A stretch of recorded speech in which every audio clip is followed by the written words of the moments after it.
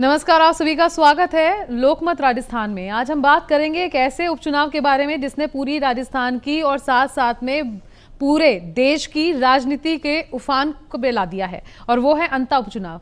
आप जानते हैं सारी पार्टियां अंता में बैठी हुई हैं और उसी के चक्कर में हम बात करेंगे आज उसी से मुद्दों पर बात करेंगे हमारे एडिटर इन चीफ चंद्रशेखर त्रिशूल जी से, और जानते हैं अंता उपचुनाव आखिरकार सबके लिए इतना बड़ा मुद्दा क्यों बन गया है। आपका बहुत बहुत स्वागत है, आप हमसे जुड़ रहे हैं और हमारे व्यूवर्स को इतनी बड़ी जानकारी देने वाले हैं। चंद्रशेखर जी, सबसे बड़ा सवाल ये बनता है कि आखिर अंता उपचुनाव इतना बड़ा मुद्दा क्यों बन गया सभी पार्टी के लिए, जबकि पहले भी चुनाव हुए हैं। हाँ, ये है कि ये उपचुनाव पहला है जो हो रहा है। क्या मुद्दा क्या है इसका? खंजर से करो बात न तलवार से, पूछो मेरा कत्ल हुआ कैसे मेरे यार से। प्रियंका, ये जो दौर है ना, ये दौर उस नफासत का है कि जिसमें राजनीति में लोग मिलते हैं और सीने में खंजर खौंप देते हैं और सम्मान भी प्राप्त कर लेते हैं मरने वाले व्यक्ति से। ऐसा लगा कि मतलब मैं पूरे चुनाव का विश्लेषण आपको कर रहा हूँ बहुत इत्मीनान से, कि जो राजस्थान की जनता देख रही है, जो राजस्थान की जनता को ऐसा आभास हो रहा है कि कोई यहाँ पे बिरसा मुंडा या राजस्थान में कोई बड़े क्रांतिकारी पैदा हो चुके हैं जो इस देश के, राजस्थान के हालात, प्रदेश के हालात को चेंज कर देंगे। तो वो छवि नरेश मीणा में वो जज्ब करते, जज्ब एक शब्द है, वो जज्ब करते देखते हैं कि ये वो आदमी है। शायद गांव ढाणी से लेकर गरीब, वंचित, पिछड़े, शोषित, दलित, नारी, स्त्री, तमाम तरह के जो लोग हैं जो बाट जोह रहे हैं कि कैसे अधिकारों की प्राप्ति होगी, 76 साल बाद कैसे मूलभूत अधिकारों की प्राप्ति होगी और कैसे किसी एसडीएम का गिरबान पकड़ के प्राप्त होंगे, कि उससे याचना करके प्राप्त होंगे। तो राजस्थान के लोग ये जज्ब करते हुए नरेश मीणा को देखते हैं और नरेश मीणा में वो कौतूहल, राजनीति रोमांच का विषय है। दरअसल पूरे देश में, पूरी दुनिया में जब ये पूछा जाता है कि राजनीति में इतना रोचकता क्यों है, तो वो रोमांच का विषय है, रोचकता का विषय है। उसमें पल पल ना राजनीति में कोई वर्तमान है, ना राजनीति में कोई भूत है, ना वर्तमान भविष्य है। सब कुछ अभी जो स्थायी है कल वो नहीं है। तो अंत में आप समझिए नरेश मीणा इतने बुद्धिमान आदमी, भयंकर बुद्धिमान, उनके पीछे 15 ट्रक बुद्धि के चल रहे हैं, लेकिन वो ये नहीं कह पाए। लोगों को उम्मीद थी, मैं आपको वो अनछुए पहलू बता रहा हूं जहां लोगों को उम्मीद रहती है कि भाई आप प्रियंका जी नहीं पूछेंगी सवाल तो कौन पूछेगा, तो प्रियंका जी नहीं पूछ रही है सवाल, तो ऐसे ही, मतलब आपको नहीं कह रहा हूं, सवाल नरेश मीणा ने नहीं पूछा कि भाई बीजेपी के आला कमान टिकट बांट रहे थे, वहां पे बंद कमरे में, बाहर तो सुरक्षा कितनी होती है आपने भी देखा होगा, सियासी गलियारों की जब पत्रकारिता की होगी, वहां रिपोर्टिंग की होगी, देखा होगा। परिंदा पर नहीं मार सकता, लेकिन 4 साइबर परिंदे थे ठग, वो पर मार गए वहां पर जी। और उन्होंने मोरपाल सुमन को फोन कर दिया। मैं राजनीति की इस विभीषिका को देखता हूं कि मुझे लगता है भाई, सिलसिलेवार उत्तर दूंगा मैं आपको, एकदम नहीं बता दूंगा कौन जीत रहा है। तो नरेश मीणा एक भी बार नहीं कह पाए कि इतनी बड़ी पार्टी, 18 करोड़ कार्यकर्ताओं की, और इतना बड़ा सिस्टम, इतना बड़ा नेटवर्क, कंट्रोल रूम, और उसके बाद खबर निकल के ठगों तक पहुंच गई और ठगों ने फोन किया कि मोरपाल सुमन 25,000 जमा कराओ, तुम्हारा टिकट हो गया। और मोरपाल सुमन ने अपने बेटे को कहा कि तुरंत फोन पे करो। व्यवस्था कितनी भ्रष्टाचारी हो गई है बात इसकी।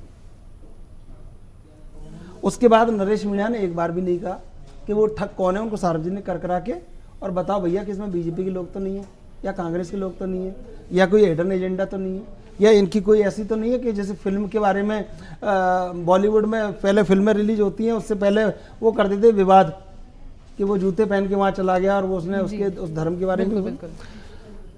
तो दरअसल राजस्थान में राजनीति में ये लोग नए नए हैं, सब मंत्री नए हैं, कांग्रेस की लॉबी नई है, पुराने लोग क्या देख रहे हैं मजमा, अशोक गहलोत, सचिन पायलट, ये भी पुराने में आ गए हैं, इनमें भी बहुत, इनकी भी रगड़ाई होगी ना। वसुंधरा राजे, ये देख रहे हैं भाई कैसा तुम्हारा मजमा सज रहा है। अब पार्टी में ऊपर से कोई आ जाता है, चिट्ठी बड़ी लाल सिग्नेचर वाली, ये करना है तो कर देते हैं।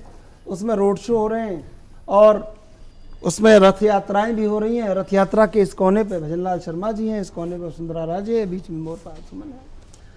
तो अभी तक के हालात ये है कि जिस सच को सुनने के लिए जनता तलबगार है, वो सच मुझे कहीं दिखता नहीं है। बड़े बड़े दावे हैं, दिल्ली तक से आवाज आती है कि भाया ने खा लिया, भाया ने खा लिया। खा लिया, कितना खा लिया, कितने करोड़ों अरबों खा लिए, एक विधायक कितना घोटाला कर सकता है, ये भी इसका भी मूल्यांकन होना चाहिए। और वहाँ पे जितने कांग्रेस बीजेपी कार्यकर्ता हैं उतने पत्रकार भी हैं वहाँ पे रिपोर्टिंग के लिए, लेकिन खबर निकल के नहीं आ रही कि भाई कौन वो लोग थे, या क्या एजेंडा है, या क्या पूछना चाहिए, या कोई ये बता दे कि ये सड़क है जो 44 साल से नहीं बनी है। इसके ऊपर से राजनेताओं के काफिले निकल गए। तो बहुत सारी बातें हैं। चुनाव पूरे जोर शोर पे है और अंता को लग रहा है कि जाने विकास का कौन सा नया कीर्तिमान गढ़ा जाएगा और अंता 200 विधानसभाओं में सबसे पहले नंबर पर आ जाएगा। नाम भी ये है ना, बिल्कुल बिल्कुल, तो अल्फाबेटिकली शायद पहले नंबर पर आ जाए, लेकिन मुझे कोई उम्मीद नहीं है। मैं राजनीति से निराश नहीं हूं, लेकिन मैं निराश हूं इस बात से कि जिम्मेदार लोग जब मंचों पर होते हैं उनका आचरण अलग होता है, लेकिन जब वो महलों में होते हैं उनका आचरण बिल्कुल अलग होता है। और जैसे आपने बताया कि पूरे जोर शोर से वहाँ पे रथ यात्राएं निकाली जा रही हैं, तो आप कितना मानते हैं कि इतने बड़े बड़े नेताओं का किसी जगह पे जाना और अपने कैंडिडेट को प्रमोट करना उनके जीत का कारण बन सकता है? ये तो पॉलिटिकल स्ट्रेटेजी है और लोग इसके आदी हो चुके हैं। और चूंकि हम इसमें समतलीय क्षेत्रों में रहते हैं तो भीड़ इकट्ठा हो जाती है। हिमाचल के चुनाव अगर आप देखेंगे तो बड़े बड़े केंद्रीय मंत्री जाते हैं, 5 आदमी सामने बैठे रहते हैं, उसका आकलन नहीं कर सकते आप। वो 5 आदमी सुन के अपने घर पे बता देते हैं कि ऐसा ऐसा उन्होंने कहा है, ऐसा ऐसा करना है, देख लो कैसा कर सकते हैं। तो अंता का जो चुनाव है भजनलाल सरकार के लिए कोई अग्नि परीक्षा नहीं है जी, क्योंकि अग्नि परीक्षा होती तो भजनलाल शर्मा मुख्यमंत्री नहीं बनते। तो कोई अग्नि परीक्षा नहीं, उन्हें दिल्ली से पूर्ण रूपेण आशीर्वाद प्राप्त है। उनके खिलाफ जो भी खड़ा होगा नेस्तनाबूद हो जाएगा। कोई उनके खिलाफ खड़ा होने का दुस्साहस राजस्थान में करेगा तो वो दिल्ली से दुश्मनी लेगा, क्योंकि दिल्ली मतलब भाजपा क्या है, प्रयोगवाद एक होता है। 3 तरह की जीवन शैली होती है, 3 तरह की विचारधारा होती है, आशावाद, निराशावादी और प्रयोगवादी। और उसमें 3 तरह के पंथ होते, कट्टरपंथ, चरमपंथ और नरमपंथ। तो भाजपा क्या है कि प्रयोगवाद के कट्टरपंथ पे काम कर रही है कि हमने चुन दिया, अब तुम्हें चुनना है, अब देख लो क्या करना है। तो मोरपाल सुमन जमीन से उठे हुए नेता को निकाल के तश्तरी में रख दिया गया है। समझ में मोरपाल सुमन को भी नहीं आ रहा है कि क्या हो रहा है, लेकिन ऐसा कहा जा रहा है। ये बड़ा दुर्भाग्य है 76वें साल में कि किसी पत्रकार और किसी राजनेता और किसी आम आदमी से चर्चा करो तो ये कहते हैं कि 45,000 वोट ओबीसी के हैं, 45,000 मालियों के हैं, फलाने के हैं, ढिकाने के। बड़ी शर्मनाक बात है, मुझे अच्छा नहीं लगता बिल्कुल भी कि हम जातिगत समीकरण लगाते हैं। और जो लगा रहे हैं तो वो ये कह रहे हैं कि भाई 45-40,000 वोट मालियों के हैं जी। तो आप ये, मैं आपसे सवाल दाग देता हूँ उल्टा कि क्या अशोक गहलोत की स्वीकार्यता मालियों में बिल्कुल नहीं है? वो तो एक छत्र नेता है जी, बिल्कुल, माली समाज के, और माली समाज इस बात पर गौरवान्वित है कि हमारा परसेंटेज राजस्थान में बहुत माइनर है, लेकिन हमने मुख्यमंत्री ठोक के रखा है। तो अब जो लोग ये नैरेटिव सेट कर रहे हैं, बीजेपी में ये बताया जा रहा है, बीजेपी में अंदर खाने ये रहता है कि भाई आधे वोट जो नरेश मीणा तोड़ रहे हैं वो कांग्रेस के तोड़ रहे हैं, तो कांग्रेस के वोट में डिवाइडेड हो रहा है। तो फ्लैक्चुएट वोट कहाँ है? और क्या लगता है कि कमिटेड वोट इतना है बीजेपी के पास बोरा भर के कि कोई फिर चुनाव की जरूरत ही नहीं पड़ती जी। तो ये दरअसल दावानल है। आप ये तय नहीं कर सकते कौन कौरव है कौन पांडव है, लेकिन मेरा ये दावा है कि लाक्षागृह में चूहों की मौत निश्चित है।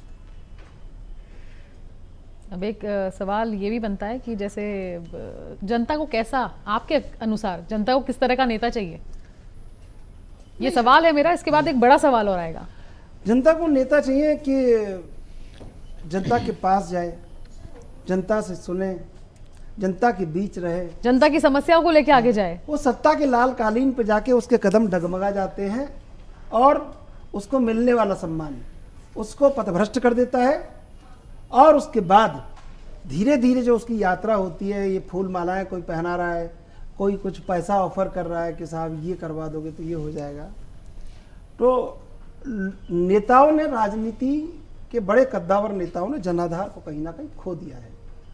और अगर आप क्षेत्रीय स्तर पे विधायकों पे आएंगे तो 200 विधायकों का नाम लेने में मुख्यमंत्री या 4 बार के मुख्यमंत्री या 3 बार के मुख्यमंत्री को भी कष्ट हो जाएगा, क्योंकि इतनी बड़ी पंक्ति बन चुकी है। और लोग राजनीति से निराश नहीं होते तो प्रियंका जी 100% वोट होता, मेरा ये कहना है। फिर काहे, बिल्कुल सही कह रहे हैं। फिर काहे चुनाव आयोग को इतने बड़े बड़े प्रचार करने पड़ते, 4 महिलाओं को खड़ा करना पड़ता कि वोट डालिए, ये हमारे देश का भविष्य का निर्माण करेगा। फिर 4 पुरुषों को खड़ा करना पड़ता, काहे ये ऐड करना पड़ता कि जैन जी भी आइए वोट करिए। क्यों करना पड़ता? क्योंकि लोग वोट से निराश हैं। बिल्कुल। और अगर हम ताकत लगा के 65% पर खड़े हैं तो भाई ये उनके लिए महज एक औपचारिकता है, क्रांति नहीं है। अगर क्रांति होती तो 100% वोट होता, मेरा ये मानना है। और मेरी लोगों से भी ये समझबूझ है कि अगर लोग वोट नहीं कर रहे हैं तो निश्चित रूप से उनके संग न्याय नहीं हुआ है। और आप ये दावा नहीं कर सकते, आप मान लीजिए आप अंता के विधायक बनने जा रहे हैं और 2,25,000 वोट है और 2,25,000 वोट में मान लीजिए 60% वोट पड़ रहा है, 1,20,000 वोट पड़ रहा है। 1,20,000 में एक को मिला 20,000, एक को मिला 8,000, एक को मिला 16,000, एक को मिला 12,000, 32,000 में एक को कांग्रेस को मिला 32 और बीजेपी को मिला 31। तो उन्होंने कहा साहब 1,000 वोटों से जीत गए। तो आपके पास प्रतिनिधित्व तो 60,000 वोटों का था, 1,20,000 का था, बाकी कहाँ हैं? बाकी से पूछा आपने कि तुम्हारा क्या स्थान है?